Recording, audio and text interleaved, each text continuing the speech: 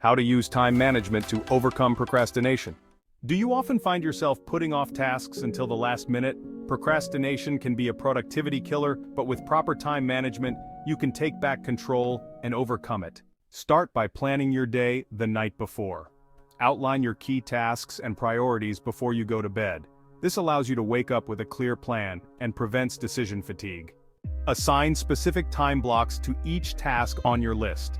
Time blocking helps you stay focused on one task at a time, preventing procrastination by breaking your day into manageable chunks. Try the 2-minute rule.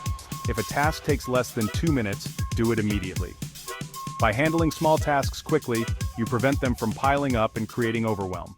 Track how long it takes to complete tasks. This helps you become more aware of where your time goes so you can make adjustments and use it more efficiently. Don't forget to take short breaks between tasks. These mini recharges help you maintain focus, avoid burnout, and keep procrastination at bay. Good time management is key to beating procrastination. By planning ahead, organizing your day, and staying aware of how you spend your time, you'll not only overcome procrastination but also increase your overall productivity. Start implementing these time management strategies today and watch as procrastination fades away. You'll be amazed at how much more you can achieve.